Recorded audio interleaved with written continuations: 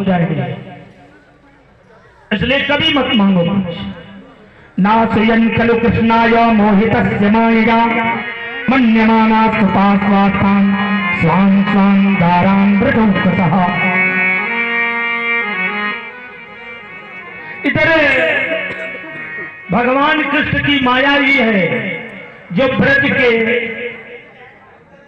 गोप बाल हैं और उनकी स्त्रियां तो भगवान के पास इधर रास में हैं और उधर वो ध्यान क्या कर रहे हैं कि मेरी पत्नी मेरे पास है, मेरी गोपियां तो मेरे घर में है। ऐसी भावना वो कर लेते हैं। ऐसे हैं परमात्मा। बोलो भाव कृष्ण भगवान की जय। इधर अब देखो बहुत समय न लेते हुए, समय भी बहुत अधिक हो गया, 10 बंदे को है और हम लोगों को भगवान कृष्ण रुक्मिणी विवाह पर्यंत की कथा श्रवण करनी है। कथा तो अगाध है। तो केवल चरणामृत की भांति स्पर्श करते हुए चलते हैं। इधर कंस जितने भी राक्षसों को भेजा है भगवान ने, कृष्ण ने और बलराम ने मार डाला है और उसको पूर्ण रूप से भान हो गया कि मेरी मृत्यु के कारक कृष्ण और बलराम ही हैं।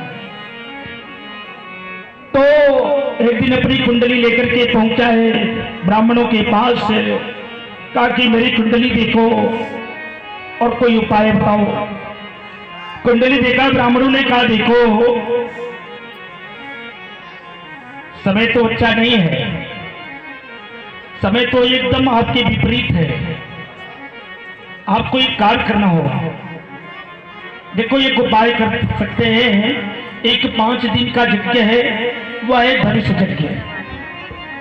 अगर जो निर्विघ्नता पूर्वक तुम उस धनुष यज्ञ को कर लोगे तो कृष्ण और बलराम तुम्हारा कुछ नहीं कर पाएंगे और तुम अमर हो जाओगे, तुम्हारी मृत्यु नहीं होगी। प्रसन्न हो गया। धनुष यज्ञ प्रारंभ हुआ, उसकी तैयारी होने लगी, धनुष यज्ञ करने की तैयारी होने लगी। देखो इसके अंदर एक विकार आ गया। विकार आ गया ये कि धनुष यज्ञ करो और जो हमारा शत्रु कृष्ण और बलराम है उस धनुष यज्ञ के बहाने हम उसको यही बुलाते हैं और उसको मारते हैं। ये विकार आ गया उसके अंदर। धनुष यज्ञ की तैयारी होती है। कल से विचार करता है कि नंद बाबा को निमंत्रण पत्र भेजे, सभी ग्वाल बालों को बुलाएं।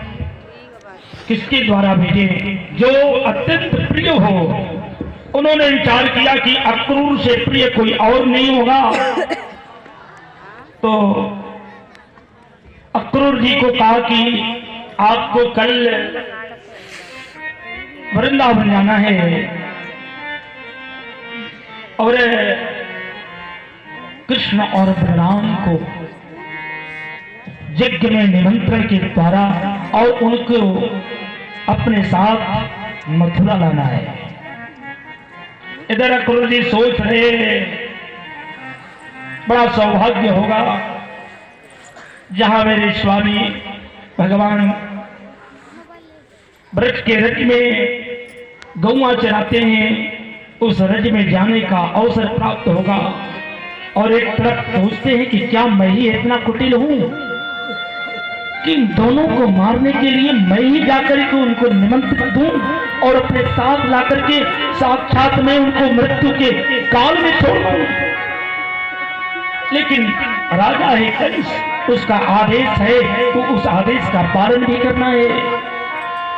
रात भर उधेड़ में रहे, लेकिन सब कुछ छोड़ करके उन्होंने सोचा कि चलो कृष्ण के दर्शन मुझे प्राप्त होंगे। भावना करता हुआ सवेरा हुआ, जल्दी तैयार हुए और कंस का रथ आया। उस रथ में बैठ करके और मथुरा से वृंदावन की तरफ अक्रूर का रथ चल पड़ा।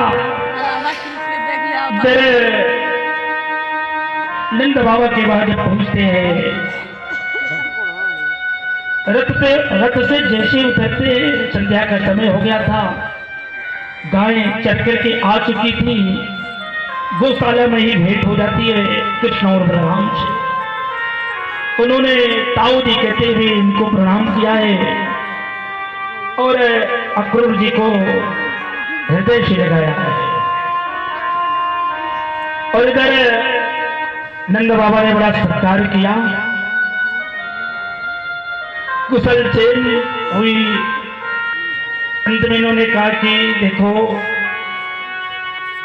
कल से धनुष यज्ञ कर रहे हैं, उसमें आपके पुत्र कृष्ण और बलराम को बुलाए हैं और उनके लिए ये रथ भी लाए हैं, भेजे हैं कि कृष्ण को ऐसे नहीं रथ में बिठला करके लाना।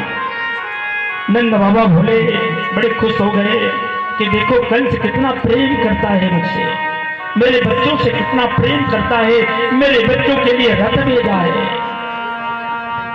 लेकिन जैसे ही यशोदा ने सुना मेरे कृष्ण और मेरे बलराम मथुरा जाएंगे, एक माँ का शोक, एक माँ का दिल है, आज उसका दिल भरा है।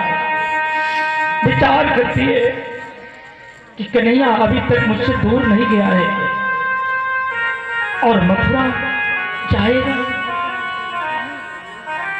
जब रात को सब सो गए ना, यशोदा मैया ने कृष्ण को बुलाया, खिलाने लगी और कही कृष्ण तू अपने बाबा से कह दे कि हमें मथुरा नहीं जाना है। ऐसा नहीं हो सकता कि तुम दोनों मत जाओ, भले ही बलराम चले जाएं, लेकिन तुम तो मत जाओ। कृष्ण माँ यशोदा को समझाते हैं, माँ मुझे जाना होगा और कुछ ही समय की बात है, बाबा के साथ जाऊंगा, यज्ञ में कुछ घूमूंगा, मथुरा नगरी को देखूंगा और फिर चला आऊंगा। यशोदा कहती है नहीं रे, अरे मथुरा की स्त्रियां तो बड़ी नजर वाली है, कोई नजर कर देगी,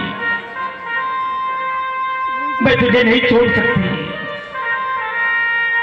बहुत मनाती है, भगवान कहती मां चिंता मत करो, मैं तुझे कभी छोड़ के नहीं जा रहा हूं, मैं बहुत जल्दी आ जाऊंगा मां। माता यशोदा कृष्ण को खिला पिला करके सुला देती है, लेकिन आज दूर दूर तक नींद यशोदा मैया की आंखों से ओझल है, खरोटे फेर रही है। आंगन में आकर के यशोदा मैया रो रही है कि कल सवेरा मेरा लला मुझसे चला दूर हो जाएगा, मथुरा को जाएगा। रो रही है, सिसकारियां ले रही है। कन्हैया ने पलने पे मां को नहीं देखा, पलंग पे मां को नहीं देखा, सिसकारियां सुनी तो आंगन में आया और मां को पाँव समझाया। रात बेटी सवेरा हुआ, सब सज धज करके तैयार होते हैं, आंगन में रथ लग गया और सब जाने की तैयारी करते हैं। नृत्य की भांति गोपियां ग्वाल बाल सब आते हैं दर्शन करने के लिए। जब आए तो देखे कि रथ लगा हुआ है। ये क्या कन्हैया, तूने हम सबको नहीं बताया? हम भी चलेंगे, हम भी चलेंगे। ग्वाल बाल सब तैयार हो गए। कृष्ण ने कहा कि तुम सब चलो, हम तुम सबके साथ ही चलेंगे। इधर गोपियां कहती हैं कि हमें मत बिसराओ, हमें भी तो साथ ले चलो। कृष्ण समझाते हैं, देखो ग्वाल बाल को जाने दो, फिर कभी हम वो नगरी आपको भ्रमण करा देंगे। और कुछ ही दिन की तो बात है, बहुत जल्दी हम आ जाएंगे। लेकिन देखो सब के सब तो विदा कर रहे हैं, रुदन कर रहे हैं कृष्ण के विचरण के लिए, लेकिन राधा जी बहुत दूर है।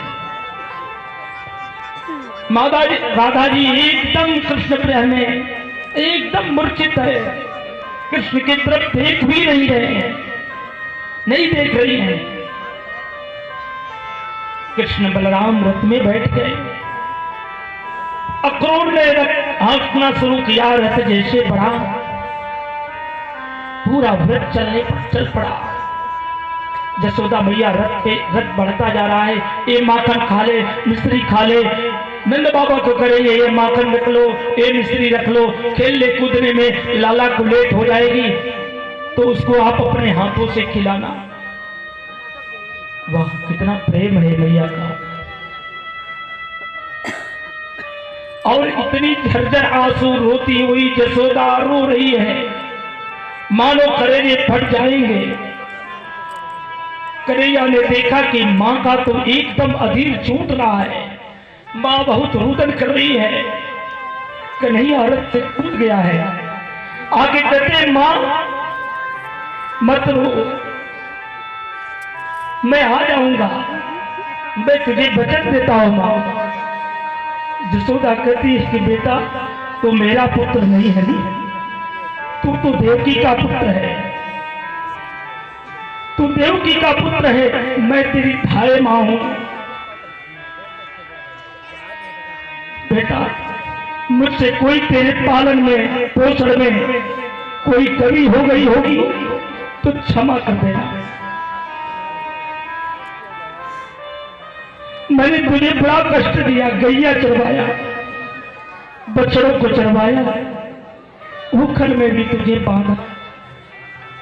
कहिया तो भूल जाना कि मैंने कभी तुझे उखल में बांधा था। झरझर रो रही है जसोदा, कृष्ण मां के आंसू को पूछ रहे हैं, मां को संभाल रहे हैं। इधर राधा का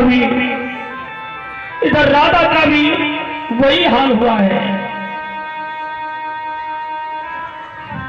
इधर राधा के पास पहुंचे कि आप हे राधे तुम भी विचलित हो गई हो, अब तो वो समय आ गया, अब मुझे इस पृथ्वी के भार को उतारने के लिए कंस के वध के लिए जाना होगा। तुम तो जानती हो राधा, ये बंसी लो, जब भी तुम इस बंसी को उठाओगी मैं तुम्हारे पास होऊंगा, मैं हर गोपियों के हृदय में होऊंगा, कभी मैं अपने गोपियों से दूर नहीं होऊंगा। कृष्ण सबको समझाते बुझाते अक्रूर जी से कहा कि हे गुरु जी आप यथाशीघ्र आप रथ हाँको, नहीं तो हम यहां से जा नहीं पाएंगे, गोपियों के प्रेम में हम नहीं जा पाएंगे, थोड़ा शीघ्रता से आप रथ हाँको। अक्रूर ने रथ आगे बढ़ाया, सारी गोपियां दौड़ पड़ी।